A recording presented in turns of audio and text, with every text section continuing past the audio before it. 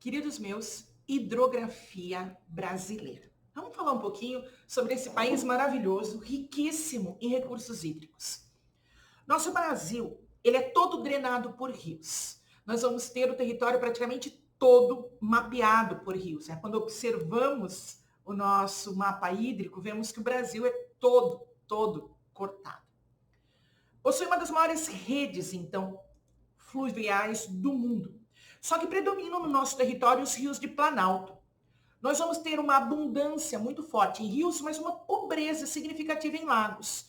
E os nossos lagos, na verdade, são lagoas, porque são de água salgada. Rodrigo de Freitas, Pato, Mirim, Mangueira, são todas lagoas de água salgada. Os nossos rios são exorreicos. O que é um rio exorreico? É um rio que desemboca no mar. Todos os rios do Brasil, sem exceção, são de regimes exorreicos. São perenes. Nós só vamos ter rios intermitentes, aqueles que secam no período da estiagem, na região nordestina e no polígono das secas. Porque o restante, ele é rio perene. Ele nasce numa região úmida e vai manter nível de água, o ano todo. Algumas quedas nesse volume de água, mas tem água o ano todo. Então, rio intermitente no Brasil, só na região do sertão nordestino. A maior parte dos nossos rios possuem a foz em forma de estuário, desembocam livremente no mar sem constituir grandes bancos de areia. Destaque para a ilha de Marajó, que está na desembocadura do rio Amazonas, e o rio Amazonas possui foz mista, delta estuário, e para alguns rios nordestinos. Mas a maior parte nossa são de bacia de estuário, desemboca livremente no oceano. A alimentação dos nossos rios, com exceção da bacia do rio Amazonas, que tem regime pluvio-nival, alimentado pela água da chuva e pela água da neve, todos os demais rios possuem regime associado às chuvas. Então, as chuvas são fundamentais para a alimentação hídrica dentro do território brasileiro. Como predominam os rios de Planalto no nosso território, nós temos uma abundância na geração de energia. São rios que apresentam a maior dificuldade quando se fala em estrutura de navegação, porque eles precisam ser adequados, em relação a essa navegação. Mas nós vamos ter uma grande facilidade aqui para a obtenção de energia. O nosso divisor de água vão ser as regiões planálticas e a própria Cordilheira dos Andes, que vai determinar a direção dos nossos rios. As nossas maiores bacias hidrográficas. Bacia Amazônica, a maior bacia do planeta, seja em extensão, volume de água ou área drenada. Ela vai ser a top 1 das nossas bacias hidrográficas mundiais.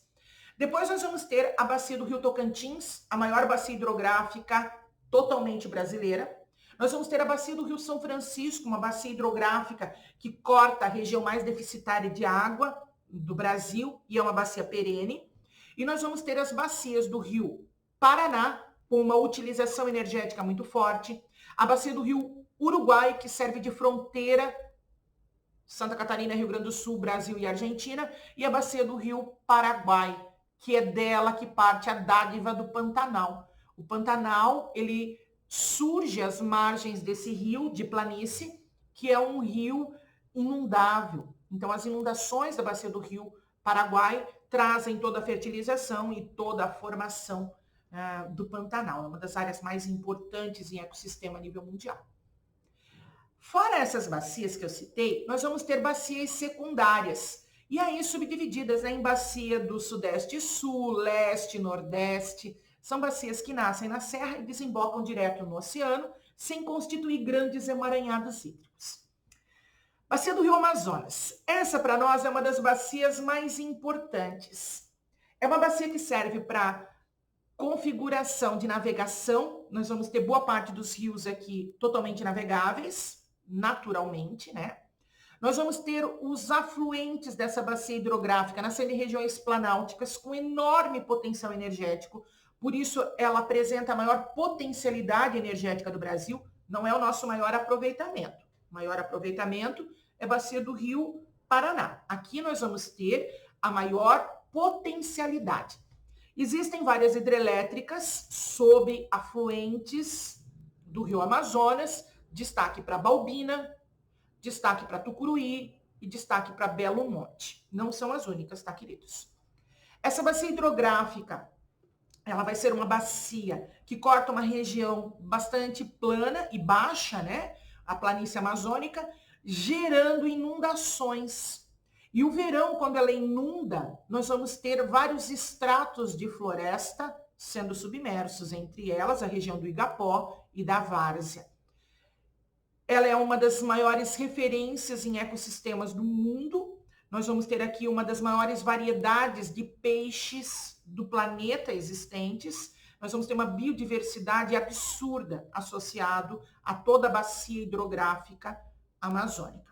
Então, é a bacia mais importante em extensão, volume de água, área drenada e, no Brasil, em potencial energético. Bacia do Rio Tocantins-Araguaia, a região centro-oeste brasileira é a nossa caixa d'água do Brasil, né? Então, a bacia do Tocantins-Araguaia, ela nasce na região centro-oeste e ela vai em direção ao norte do território brasileiro, cortando diversos estados aqui. É uma bacia hidrográfica que apresenta desníveis de água, por isso as hidrovias que estão sobre essa bacia hidrográfica precisam ter adequação, eclusas, né, para poderem ser navegadas.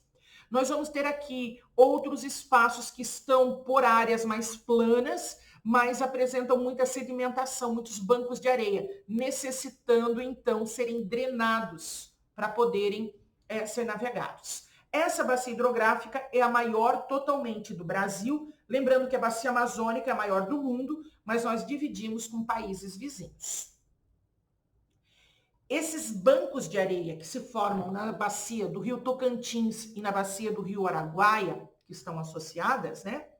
Eles são formadores de praias de areia branca.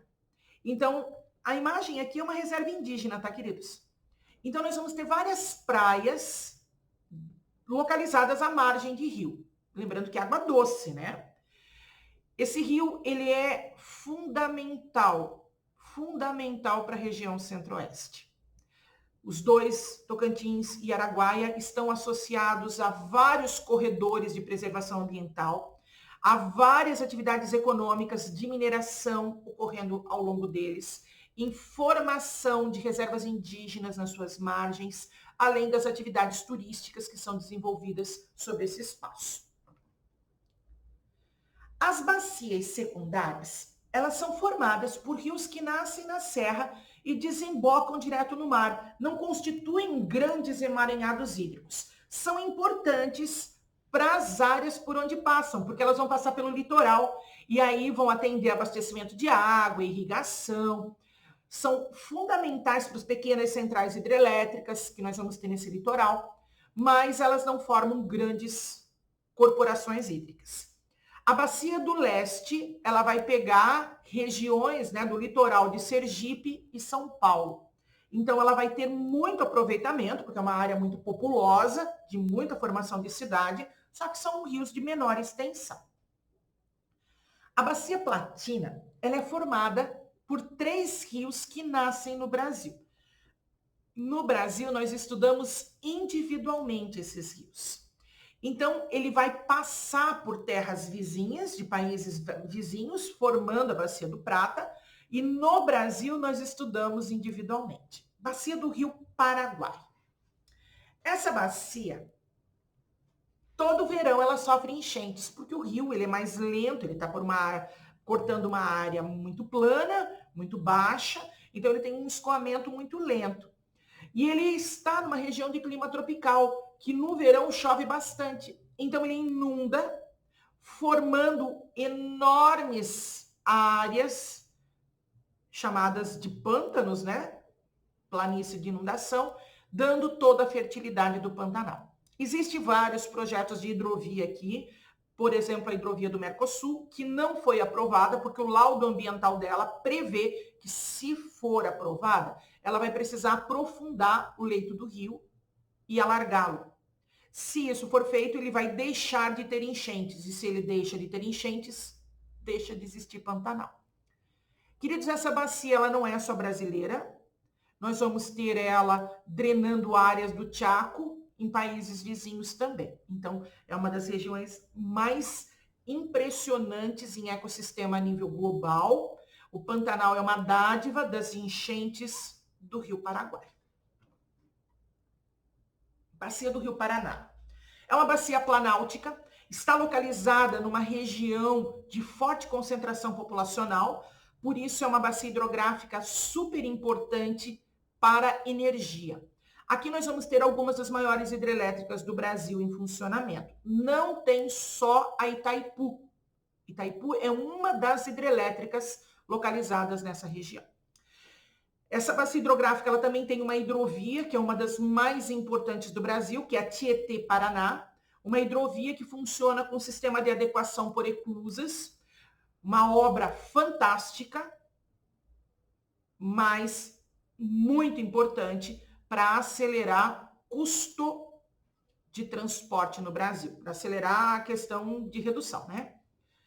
Então, ela tem hidrovia, ela tem uma das mais importantes, né, Tietê-Paraná, ela tem hidrelétricas, a maior quantidade das hidrelétricas do Brasil está concentrada nela, e ela tem abastecimento de cidades, porque ela está cortando áreas litorâneas, e na área agrícola. Nós vamos ter enorme sistema de irrigação associado à bacia do Rio Paraná, Rio Paraná e seus afluentes. Bacia do Rio Uruguai. Uma bacia planáltica também passa na fronteira entre Brasil e Argentina. Peperiguaçu é o afluente da bacia do Rio Uruguai que faz separação entre Santa Catarina e a área da Argentina. Rio Peperiguaçu é um dos afluentes dessa bacia hidrográfica, passa pelo território catarinense. A bacia do Rio Uruguai também é fronteira entre Santa Catarina e Rio Grande do Sul. Nós vamos ter aqui um corte dessa bacia hidrográfica passando por uma região muito importante da área agrícola dos dois estados. Diversas hidrelétricas, inclusive hidrelétricas em conjunto, Santa Catarina e Rio Grande do Sul, para a produção de energia e atendimento, né, dos dois estados.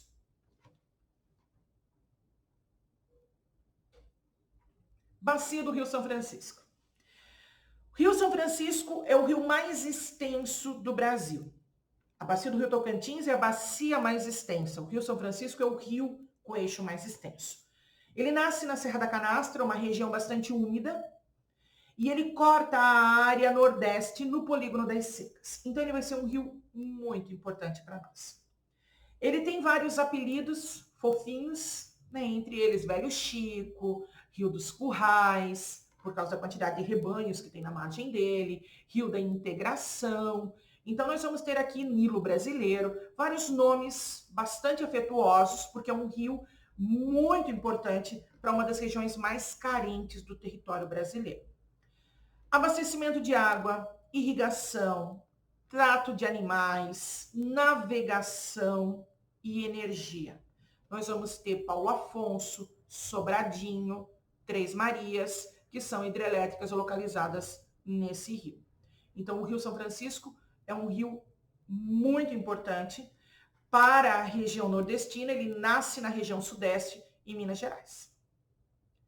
Outras bacias hidrográficas de destaque ainda envolvem o norte e o nordeste, né? Sempre com menor extensão territorial. E aqui as do nordeste são formadas por rios intermitentes, por rios temporários.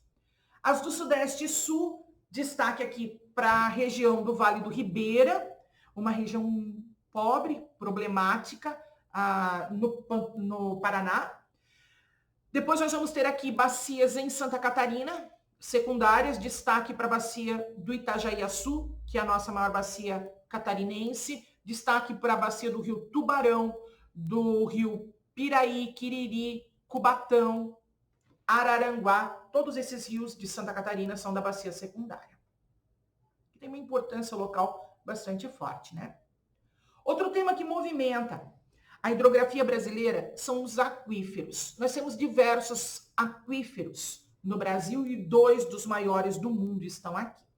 Então, aquíferos são reservatórios hídricos formados pela infiltração da água doce sob regiões, né, de rochas porosas.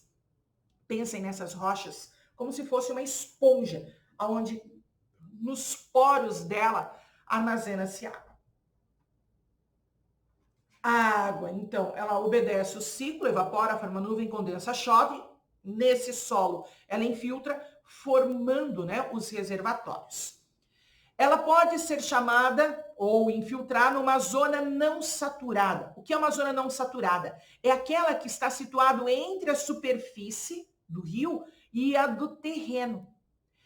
Nessa, os poros da rocha, né, podem ser preenchidos pelo vapor de água ou pela própria água em si. Então, não saturada é essa região. A zona saturada, ela vai ser aquela que vai estar abaixo da superfície do rio. Nela, todos os vazios são preenchidos apenas por água, não por vapor hídrico naqueles poros. Os aquíferos podem ser livres, né? Onde nós vamos ter reservatórios formados por rochas permeáveis, particularmente só de água saturada sobre eles, e os aquíferos artesianos, que são aqueles que vão estar mais profundos em rocha, exigindo, né, uma perfuração e uma pressão maior para serem explorados. Então, um aquífero e um aquífero livre. Aqui o alter do chão, aqui o Guarani, seriam exemplos. Aquíferos porosos armazenados em rocha, igual uma esponjinha, e o fraturado dentro de rochas metamórficas ou ígneas, né? Os maiores aquíferos do mundo. Alguns desses aquíferos estão comprometidos, os aquíferos do México estão todos comprometidos, alguns aquíferos da Ásia já estão comprometidos. No Brasil, o aquífero associado ao Guarani está comprometido com poluição também. Para nós, o aquífero mais importante é o alter do chão, que é o mais limpo destes. A questão hídrica nossa, ela vai ser uma questão geopolítica, discutida por muitas nações, porque a utilização, por exemplo, do aquífero Guarani compromete países vizinhos, como a Argentina. Aquíferos associados ao Oriente Médio envolvem Iraque, Irã, Síria, Turquia, Israel. Então, nós vamos ter vários países que disputam esses recursos hídricos. Hoje, acredita-se que nós precisamos de mais de 140 litros de água por dia per capita para termos uma vida decente. Lembrando, queridos, que 140 é o mínimo que a ONU estabelece. Aqui em Joinville, nós utilizamos mais de 200 litros de água por dia. Lembrando que cada um de nós toma mais de um banho por dia. Prof, mas aonde vai toda essa água? Alimentação, produção do gênero agrícola, industrialização, higienização dos espaços. Indústria e agricultura é o que mais consome água, tá, queridos? Muito mais que o consumo humano. Rebanhos.